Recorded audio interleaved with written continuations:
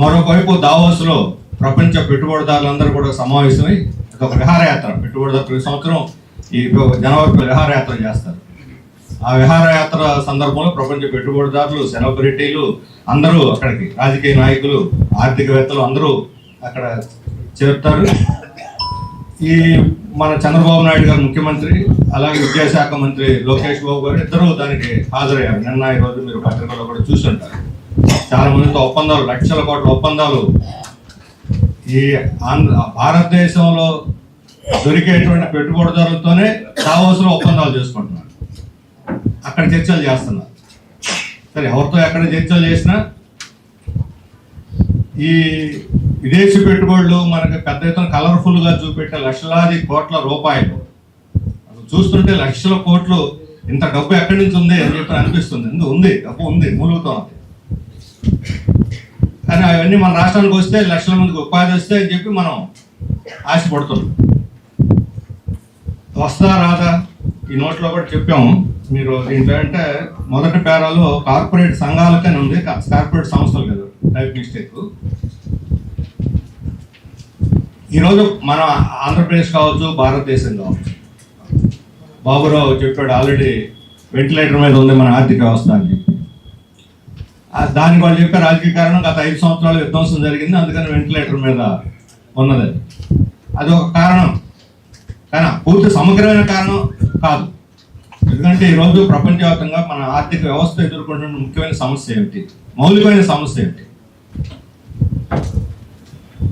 Supply లాగా ప్రజలు అడుగుతూ ఉంటే ఆ సరుకు కావాలి, ఈ సరుకు కావాలి, అది ఇవ్వండి, ఇది ఇవ్వండి అంటూ ఉంటే దానికి సరిపడా ఉత్పత్తి చేయలేనటువంటి కొరతన, అంటే సప్లై సైడ్ అంటారు.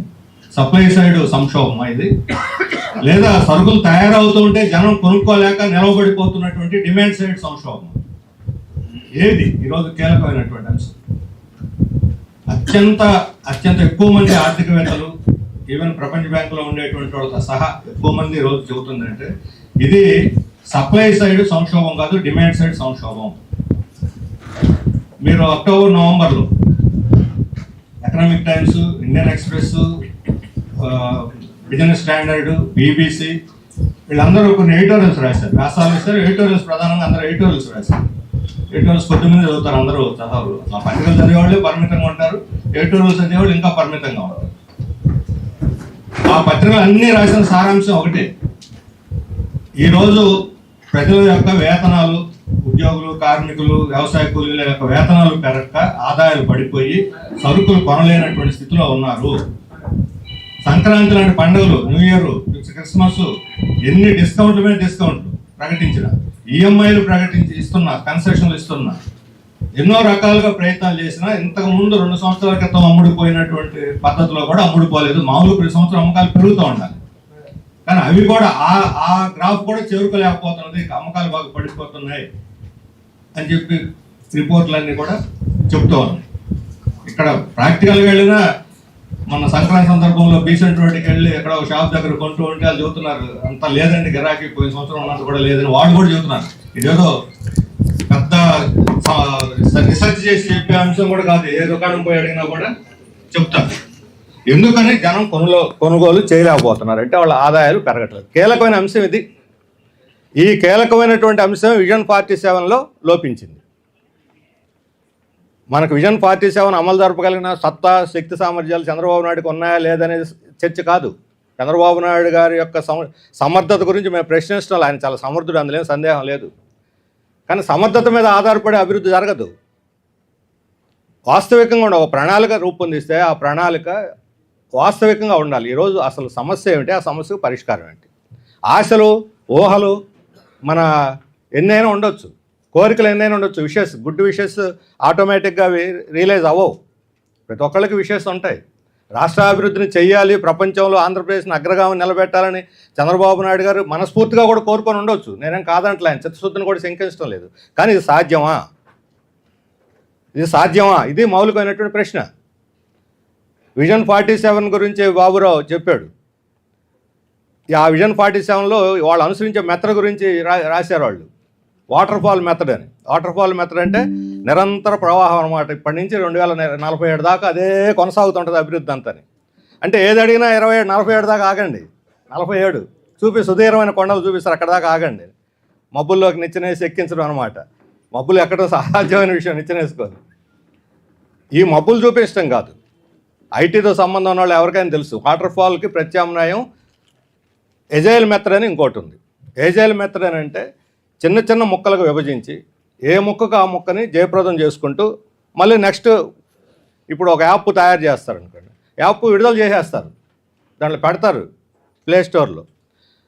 విడుదలైన తర్వాత దాన్ని మళ్ళీ అప్డేట్ చేస్తూ ఉంటారు, ఒక సంవత్సరం అంతా అప్గ్రేడ్ కూడా చేస్తారు. ఇది ఒక నిరంతర ప్రక్రియ, కానీ ఎక్కడ ఆగదు, మొదట రిజల్ట్స్ వస్తుంది. 20-40 ఏళ్ళలో నేను చెప్తున్నాను అనేదాన్ని వచ్చే 5 ఏళ్లలో బాబురావు స్పష్టంగా చెప్పాడు, అది సూటిగానే. వచ్చే 5 ఏళ్లలో ఏం చేస్తాం? ప్రజలకు అది కదా కావాలి. ఇప్పుడే మిత్రులు చెబుతున్నారు, ఈ పెట్టుబడులు పెట్టడానికి వచ్చే వాళ్ళందరూ కూడా రేపు 5 ఏళ్ల తర్వాత నువ్వు అధికారంలో ఉంటావని గ్యారెంటీ ఉందా, ఇవ్వు, రాసిస్తే మేము పెడతాం పెట్టుబడులు అంటున్నారు. ఎక్కడ రాసి ఇవ్వగలడా? అది ప్రజల చేతుల్లో, ఆయన జాతకం ప్రజల చేతుల్లో ఉంది. మరి 5 ఏళ్లలో నువ్వు ప్రణాళిక రూపొందిస్తే 5 ఏళ్లలో ఇదిగో ఇది నా లక్ష్యం అంటే అది రియలిస్టిక్గా ఉంటుందా లేదా మనం చెప్పగలుగుతాం. 23 దాకా, 23 ఏళ్ల తర్వాత 47 దాకానంటే, అందుకని ఈ ప్రణాళిక విజన్ అనేది ప్రజలను భ్రమల్లో పెట్టి కనపడని అభివృద్ధిని చుక్కల్లో చంద్రుడిని పట్టబోగులు పెళ్ళిళ్ళు చేసి అరుంధతి నక్షత్రాన్ని చూపెట్టినట్టే ఉంటుంది. మనం కనపడకపోయినా కనపడుతుంది, లేకపోతే మనల్ని పిచ్చోళ్ళు అనుకుంటారని మన భయం, కనపడుతుందనే అనాలి మనం, లేకపోతే పెళ్ళి చెడిపోద్దని భయం అనమాట. ఇప్పుడు అలా ఉంది మన పరిస్థితి కూడా. విజన్ ఉంది కదా, విజన్ ఏంటి? ఇప్పుడు పంచవటి ప్రణాళికలు నెహ్రూ తెలివి తక్కువయ్యా, పంచవటి ప్రణాళికలు పెట్టాడు. ఆ రోజు తాతా బిర్లా ప్లాన్ సందర్భంలో స్వతంత్రానికి ముందే 10 ఏళ్ల ప్రణాళికను ప్రతిపాదిస్తేనే నెహ్రూ స్వాతంత్రోద్యమ నాయకులు ఎవరు ఒప్పుకోలేదు. 10 ఏళ్ళు కాదయా, 5 ఏళ్ళు షార్ట్ పెట్టాలి, 5 ముక్కలు చేసుకుంటూ వెళ్ళిపోదాం. 2 దీర్ఘకాల ప్రణాళిక, 2 పంచవర్ష ప్రణాళికలు, 3 పంచవర్ష ప్రణాళికలు అవుతాయని. కానీ అదే పూర్తి సక్సెస్ కాలేదు. ఇప్పుడు నాగార్జున సాగర్ 10 ఏళ్లలో పూర్తి చేయాలనుకుంటే 25 ఏళ్ళు పట్టింది. ఆ రోజులు అంతా చేస్తేనే, పట్టుదలగా చేస్తేనే. ఈరోజు గోదావరి పనగచర్ల ప్రాజెక్టు ప్రతిపాదించారు, సౌనాశ్వరరావు గారు వాటి మీద లోతైన అధ్యయనం ఉంది, వీళ్ళు చెప్తారు. కానీ 80,000 కోట్లు పెట్టి 30 సంవత్సరాల పాటు చేసే దాన్ని చూపెట్టి ఏడాది 2 ఏళ్లలో ఒక వెలుగొండ అయిపోతుంది, ఒక జంజావతి అయిపోతుంది, ఇంకొక పోలవరం అయిపోతుంది, వీటన్నిటిని ఇంకా అంద్రేనేవా అయిపోతుంది. అంద్రేనేవా నీళ్లు వృధా అయిపోతున్నాయి. రాయలసీమలో నీళ్లు వరద పారతం అనేది మనం 2 ఏళ్ల క్రితం చూసాం. నీళ్లు పోతున్నాయి, కృష్ణా నీళ్ళన్నీ వరద వచ్చి ఆడ నిలవబెట్టుకోవడానికి పంటలకు పంటను లేదు. ముందు దానికి ఒక 200-300 కోట్లు ఖర్చు పెడితే దానికి లింక్ కెనాల్స్ ఇచ్చేస్తే ఆ నీళ్లు కనీసం నిల్వ ఉంటుంది. నువ్వు ఎప్పుడో పనగచర్ల మేము చేస్తాం, అప్పుడు దాకా ఇవన్నీ గాలికి సముద్రం పాలు కావాల్సిందంటే అర్థం ఏంటి అసలు? ఈ ప్రణాళిక ఏమైనా అర్థం ఉందని. అందుకని దీర్ఘకాల ప్రణాళికలు వద్దని ఎవరు చెప్పరు, కానీ దాన్ని అమలు జరిపేటువంటి తక్షణ విధానం, దానికి అవసరం నిధులు ఏమిటి, ఇది వాస్తవికంగా ఈ ప్రణాళికలు ఉంటే దానికి తగిన నిధులు కేటాయిస్తే ఆ నిధులు ప్రజలకు చేరితే మధ్యలో కాంట్రాక్టులు తినకుండా.